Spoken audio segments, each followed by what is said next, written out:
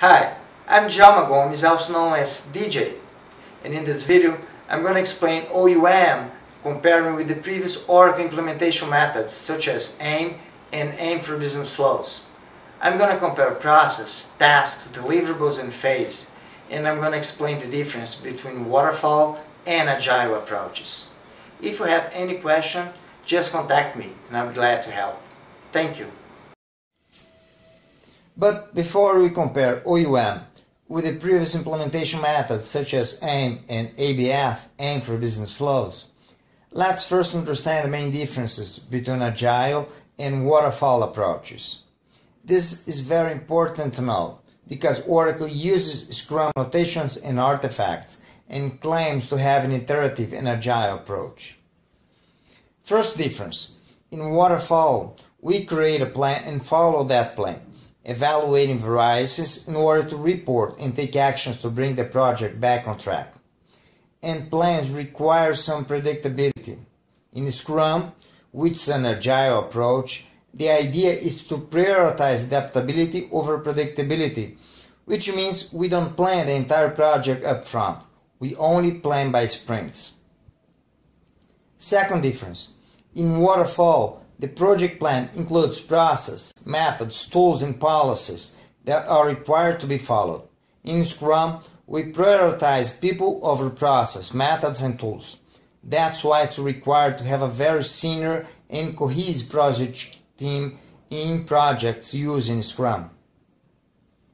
Third difference: in traditional projects, communication has informal channels but also many formal channels and tools such as status reports, meeting minutes, executive reports, problem escalation process, and etc.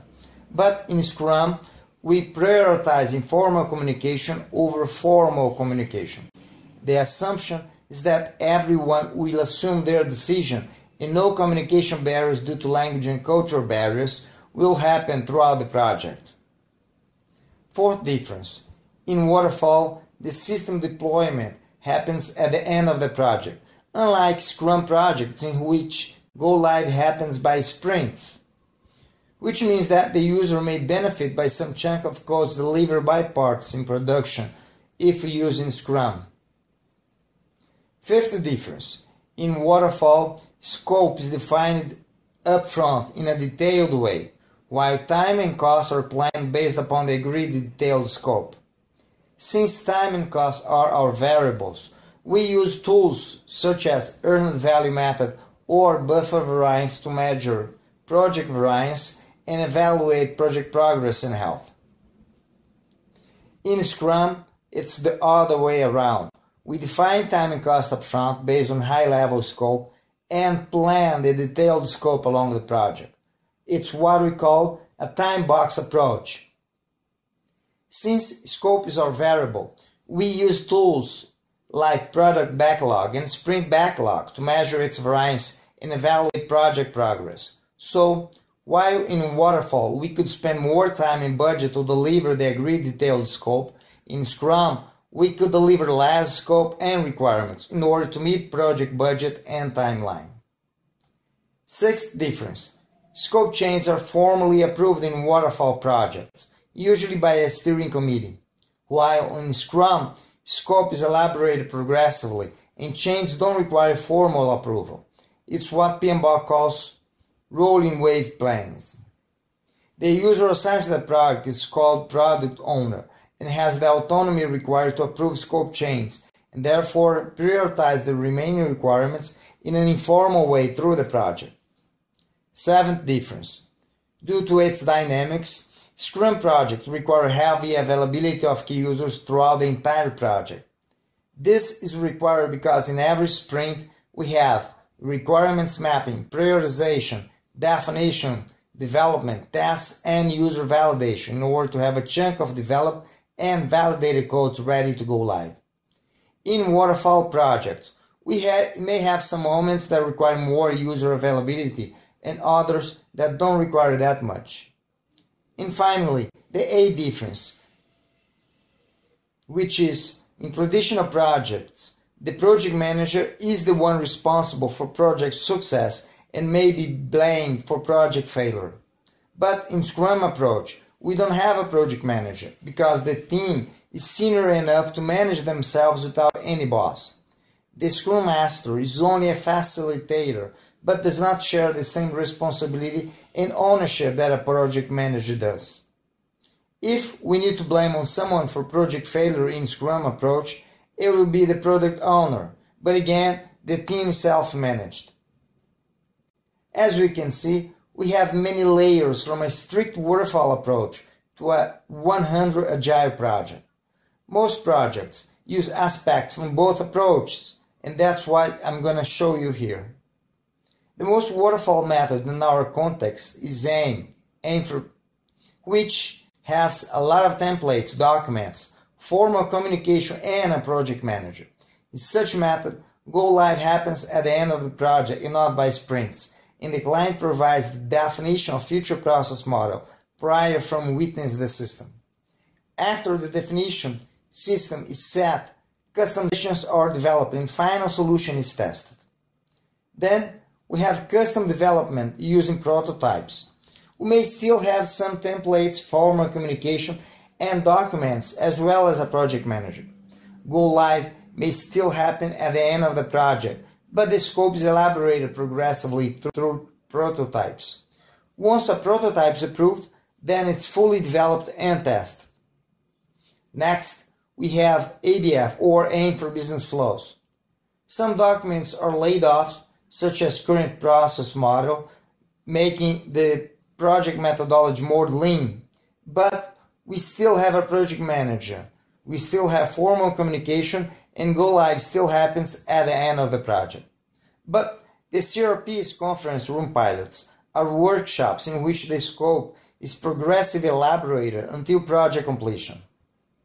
Then we have RUP, Rational Unified Process, owned by IBM, in which we may have or not go live at the end of the project, but the requirements are mapped and raised by steps throughout the project.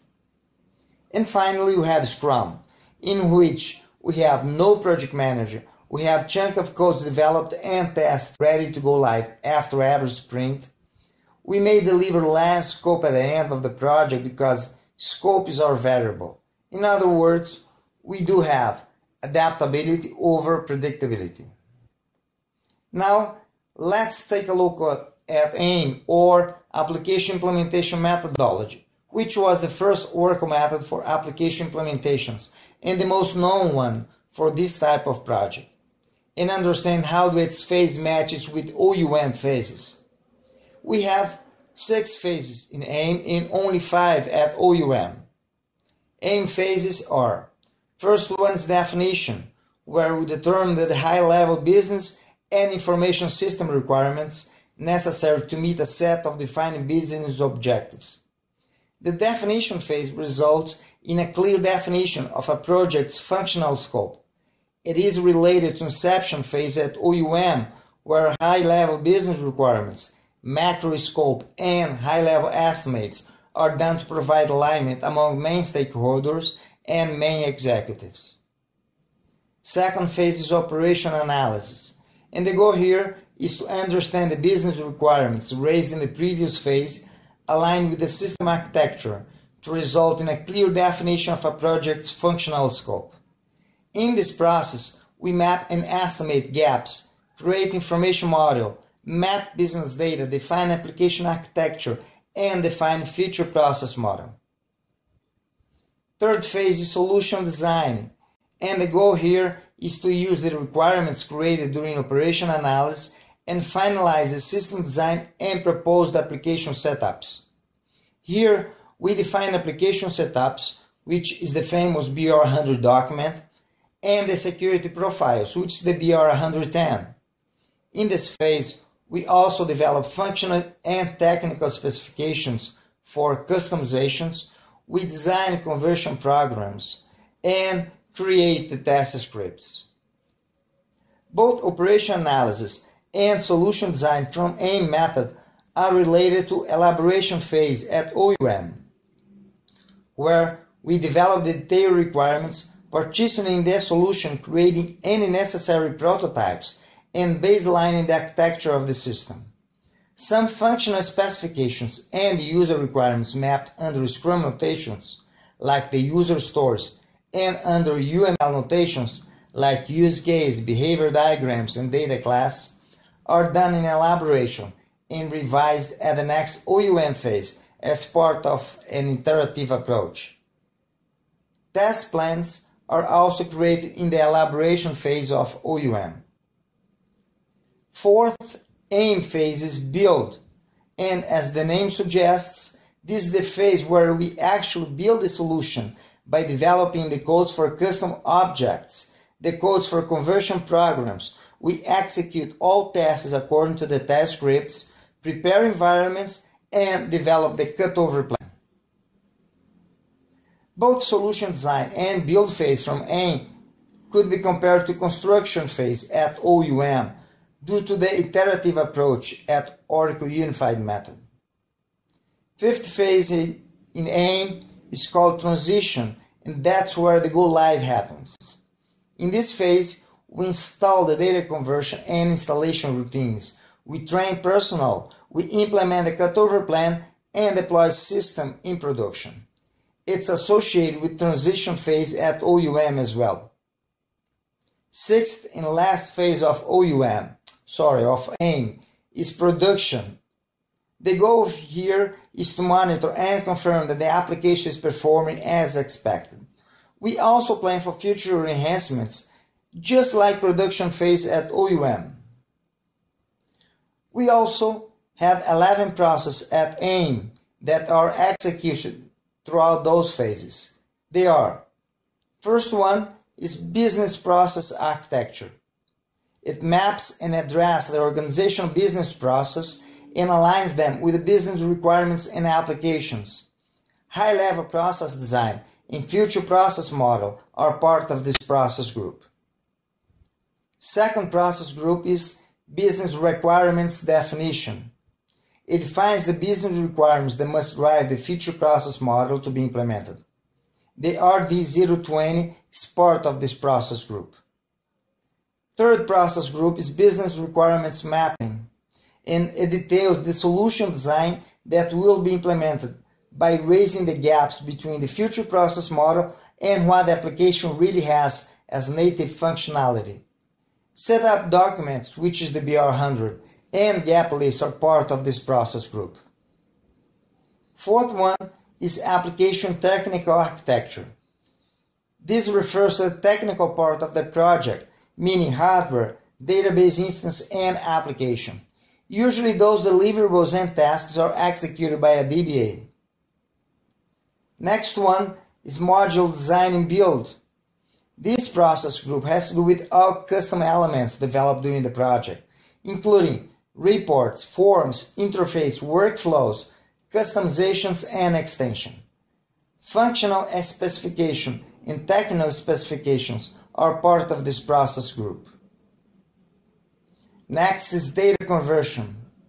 This process group is meant for data conversion from legacy systems to EBS, planning and creating the components required to extract, transform, transport, and load the legacy source data to accommodate the information needs of the new system.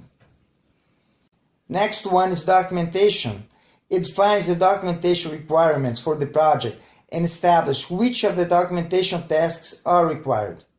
The documentation process includes the development of documentation to augment the standard Oracle application product manuals with specific information about the organization custom software extension and specific business procedures.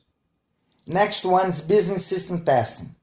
This process group includes all testing required with the exception of performance testing.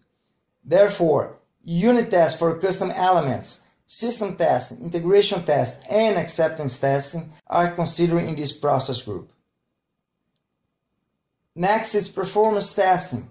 This process group includes the planning and execution of the stress test required to guarantee an acceptable performance of the new integrated solution, considering the satellite system that integrates with Oracle EBS as well. 10th process group is adoption and learning. This process group includes all tasks required to plan and execute the training to the users. It should consider process and policies, as well as steps done in the system and through manual process. And last process group is production migration.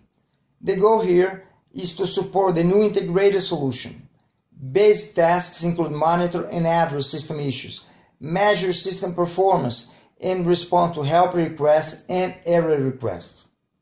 New feature requests may arise in this phase, and they must be prioritized and assigned to future release and put into plan for future enhancements to the application system. I will talk about the process mapping between AIM and OUM in a while. Now, let's see another implementation method released by Oracle in year 2000. It's called ABF, or AIM for Business Flows. It's a more accelerated and more iterative approach than AIM. Instead of defining future process model, enriching the approved gap list by verbal discussion and mental analysis with the client, it uses a core configured instance called visual instance, along with the process flows to reach the same conclusion of what the future process will be and what is the approved gap list. ABF has 5 phases just like OUM. It was the first time when Oracle adopted 5-phase methods following RUP in an iterative approach.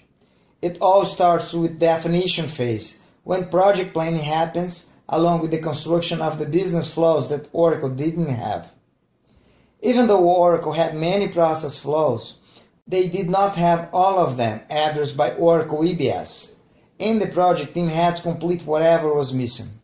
This is what the task build required assets stand for. The final architecture is also defined in this phase. And then we start the CRP1, which stands for Conference Room Pilot. CRPs are the iterative steps in which basis the solution is built. PMBOK calls this approach a rolling wave planning.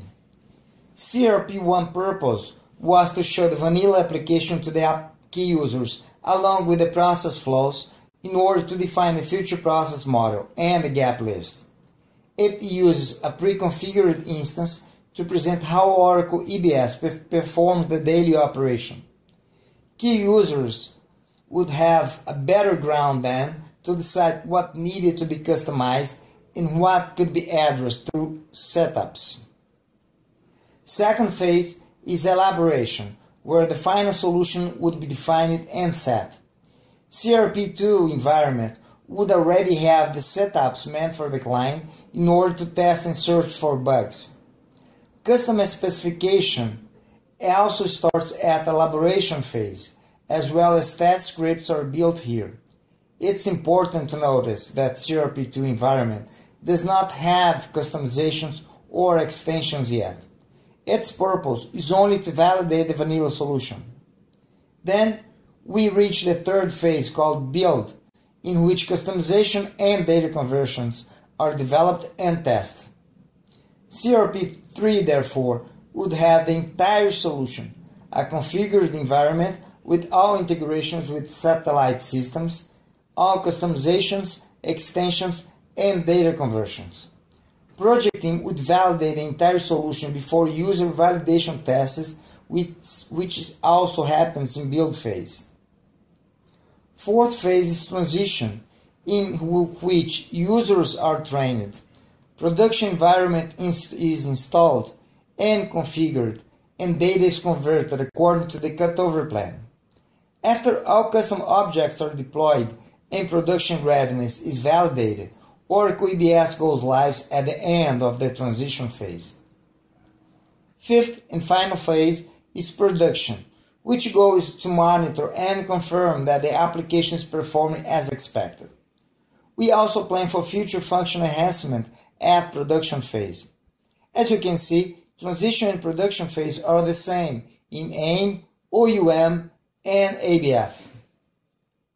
Now, let's understand the main difference between AIM and ABF.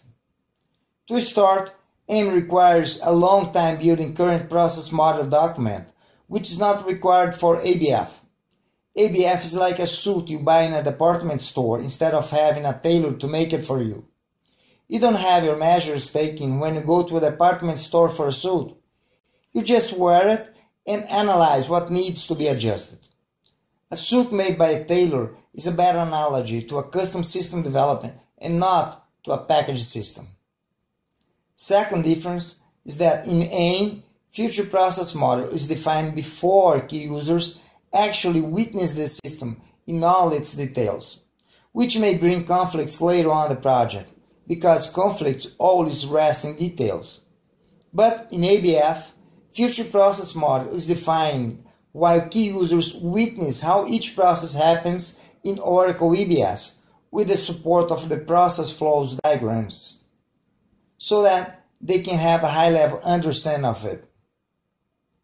Third difference, and a vital one, is that AIM does not use conference room pilots or CRPs, because that's a typical waterfall approach. ABF uses CRPs in a typical iterative approach. Fourth difference is a positive point for AIM, because there is no need to create process flows at the beginning of the project. But even though we may have an extra task to be executed for ABF, I can guarantee you this will prevent reworks and lots of conflicts later on the project. Fifth difference is related to document naming. Most consultants know AIM documents, but they don't have a clue of these new names for ABF. But I believe this is a minor problem, because I see no harm in using the correct documents under another name, right? So, generally speaking, OUM combines all implementation methods such as AIM, ABF, and CDM, which is a retired Oracle method for system development, and it also uses different notations such as user stories as in Scrum and UML diagrams such as use case, behavior, sequence, and etc., and the good old flowcharts. Now we will see the process mapping between AIM and OUM as I had promised some minutes ago. Some processes just changed names, like business system testing is now called testing to shorten, data conversion that became data acquisition and conversion at OUM, application technical architecture, which became just technical architecture, documentation kept the same name, thank God, performance testing now performance management, and adoption and learning is now called training. Production migration, however, is now split into two different OUM processes. Transition, which includes all tasks and deliverables to deploy solution into production, and operations and support, who takes care of system maintenance after go live. The real problems are in the first process: business requirements definition, business process architecture, business process mapping, and module design and build, all now related to 5 OUM processes in a many-to-many relationship. Some AIM deliverables were split into more than one OUM document, and vice versa. To facilitate our work, I will show some of the main deliverables and tasks. Those are only some of the main deliverables. An attempt to explain each deliverable would make this presentation to be very boring and last forever, because some deliverables and documents seem indeed very redundant. You need to choose what templates and documents to use if adopting OUM method. I'm not going to go through each one of those documents in this slide, but feel free to stop the video here to take notes if you feel like it. Even though we have over 300 deliverables at OUM, I would like to present main relationships related to customizations, because OUM did not only replace AIM, but also CDM, which is meant for system development projects. And it uses UML and Scrum notations, which are also meant mainly for system development. In the previous AIM methodology, we had three main deliverables for customizations, which were MD50, which is the functional specification written in business language that the user could easily grasp and prove, MD60, which was the document meant for system modeling, meaning tables, views, and field descriptions. Sometimes functional consultants included into MD50, which I personally don't think it's such a good idea because users cannot validate tables and views. And the third one is MD70, which was meant for the technical app specification, meaning how the customization or extension would be built. I have seen consultants including the SQL statement here, but this is not the real purpose of this document. For OUM though, we have many documents to reflect those three. Are you ready? Let's start. First, we have the RD140, which is a requirement specification pointing out requirements of both functional and technical standpoints. Then we have the RA021, which is the user story, a notation that came from Scrum. It's simple and fast. It provides a storytelling from the user's perspective on what he wants the customization or extension to perform. This is a good and well-formatted document. Next, we have RA015, which is the business use case model. Its purpose is to capture business requirements under a UML notation using business use case containing names, actors, status, description, and using workflows, activity diagrams, requirements diagrams, process owners, and etc. Then we have the RA023, which is the use case model. Please don't confuse it with RA015, which is the business use case model. This RA023 breaks down 015 into different packages, describing with the use of UML notation for each case what the business requirements are. We also have RA024, which is the use case specification. It details each scenario that must be tested for each use case package, presenting not only the success scenario but the alternate and exception flows. We are not done yet. We also have the RA027, which is the document where we mention the business roles. It does not refer to the system requirements, but the roles defined by the business, despite we have a system or not. We also have the AN100, which is the analysis specification, which states business roles, requirements, and scenarios from the functional side, combining them with interface, data, and behavioral aspects. Be patient, we're almost finishing. We also have the DS140, or the design specification, which is a mixture of MD50, MD60, and MD70, showing how each developing block will interact with each other and whether SQL statements plan to be used.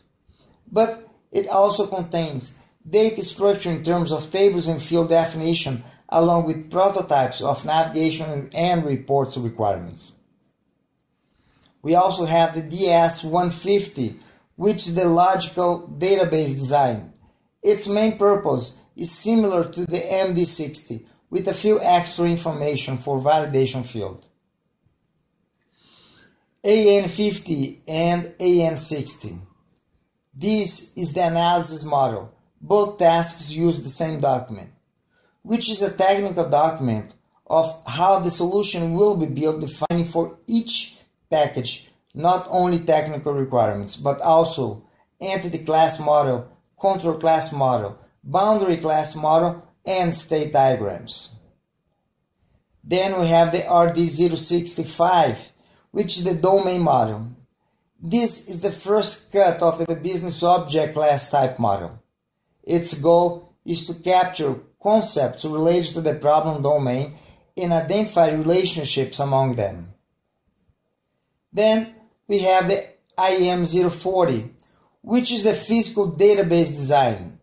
It's a technical document covering physical storage aspects of the database objects in terms of table space, storage parameters, and data files. And at last, IAM 090, which are the installation instructions. It's a technical document explaining how to deploy the custom elements into production. We finally reached the last slide, and I hope it was useful. As you could see, OUM is not meant only for implementation, but for other project life cycles like system development. It also includes tasks and documents for project management and change management. That's why we say OUM is flexible, complete, and scalable. You need to pick whatever makes sense to your implementation project. OUM has over 300 different tasks and deliverables. Around 86 tasks repeat themselves throughout the phases. We have tasks using up to 4 templates and others with no templates at all. Templates being used in several tasks. It uses all types of notations such as use case, user stories, flowcharts, behavior diagrams, class diagrams, sequence diagrams, and others. That's why some templates seem redundant. You need to choose amongst this ocean of templates which one to use in your particular project. Not to mention that a wide variety of templates are not well formatted in my opinion, which makes the work of filling them up a challenging task. Besides, OUM does not point out techniques and approach for change management, but merely templates. I believe we need to make our projects as lean and simple as possible. Documents are not the end purpose for a project. They are only means to reach an end, and they must be used as long as they remain useful. In other words, we need to keep it as simple as possible, but not simpler, and yet smart. Find out more about Lean Apps method created specifically for Oracle EBS projects, regardless they are upgrades, implementations, and rollouts. I will point out to you not only well-formatted templates, but also interesting techniques to use, especially for organizational change management, and give you valuable tips on how to manage your projects. I have some templates you may download under the paid section of this website. A few are free, but most you must pay the lifetime signature. But since a method is not only about templates, it would be very hard to show it all on this website. Contact me and I'll be glad to assist you with your project. I hope this video was somehow useful to you. If you liked it, please like our page on Facebook called Lean Apps Method. It will not take long. Thank you very much for watching.